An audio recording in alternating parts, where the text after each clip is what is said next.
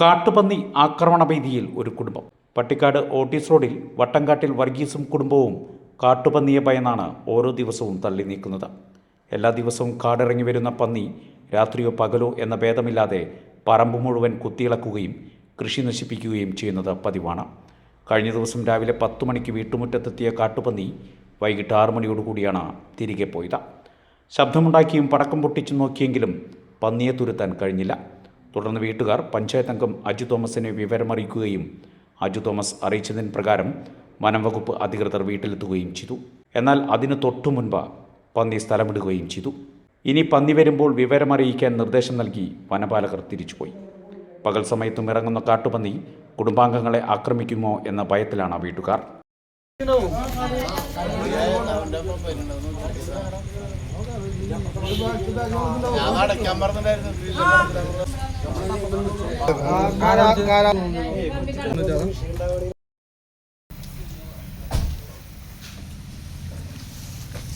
ഇവിടെ കുറച്ച് ദിവസങ്ങളായിട്ട് കാട്ടിന്ന് ഒരു വലിയൊരു പന്നി, നല്ല വലിപ്പമുള്ള ഒരു പന്നി ഇവിടെ വന്നിട്ട് ഈ നമ്മുടെ പറമ്പിൽ വന്നിട്ട് ഇപ്പൊ നമ്മുടെ ചേമ്പുകളൊക്കെ കുത്തിമറിച്ച് ചേമ്പ് തിന്ന് പോവുക. അങ്ങനെ ഇടയ്ക്കിടയ്ക്ക് വന്നുകൊണ്ടിരിക്കും.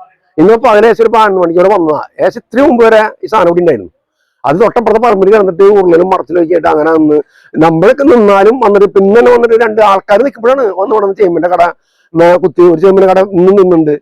അങ്ങനെ ഭയങ്കര നശീകരണമാക്കി വരികയാണ്. ഇവിടെ വെച്ചാൽ ആൾക്കാര് പിള്ളേര് ഇതൊക്കെ ഉള്ള തൊട്ട് അപ്പുറത്തൊക്കെ പിള്ളേരുള്ളതാണ്. ഇത് എപ്പോഴാ വരുന്നത്? ഇല്ല ഒരു അതിന് പേടിയില്ല. ആൾക്കാർ നിൽക്കുമ്പോൾ ഇന്നിപ്പോ ഞാൻ ഇവിടെ ഉണ്ടായിരുന്നില്ല, ഞാൻ ആലുവ പോയിട്ട് ഇപ്പൊ വന്നോളൂ. അപ്പൊ നമ്മളെ അയൽക്കത്തുള്ള 2 ചേട്ടന്മാരും എന്റെ ഭാര്യ കൂടി നിൽക്കുമ്പോഴാണ് പാമ്പ് പന്നി സുഖമായിട്ട് വന്നിട്ട് അന്ന് ചേമ്പ് കുത്തി അത് ഓളി കിട്ടുമ്പോ പതുക്കെ അങ്ങോട്ട് നീങ്ങിപ്പോയി. അത്രയുള്ള ഓടി പോവുക ഒന്നുമില്ല, വളരെ കൂളായിട്ട് കുറച്ചേരം ഇപ്പൊ വന്നിട്ടുണ്ട്. അവര് വരുമ്പോ ഇപ്പൊ വന്നുള്ളൂ. അപ്പോഴേക്കും ആ സാധനം എല്ലാവരും കൂടി എന്താ കെട്ടണമെന്ന് തോന്നുന്നുണ്ട്. ആ സാധനം ഇപ്പൊ അങ്ങോട്ട് ഇവിടുന്ന് കയറിയിട്ടുണ്ട്. എന്തായാലും രാത്രി ഇനിയും വരും. ഇത് ഭയങ്കര ശല്യം മാറിയിരിക്കും ഇവിടെ. പിന്നെ നമ്മുടെ ചേമ്പൊക്കെ ഇവിടെ എത്ര മറച്ചിട്ടാണെന്ന് അറിയോ? നമ്മൾ ആദ്യം കപ്പ നട്ടായിരുന്നു കഴിഞ്ഞ കൊല്ലം. കപ്പയൊക്കെ പിന്നെ നിർത്തി. ഈ ചേമ്പ് ഇതുപോലെ ഒന്നും കുത്തും വിചാരിച്ചില്ല. കഴിഞ്ഞ പ്രാവശ്യം കപ്പയും ചേനും തിന്നുപോയി.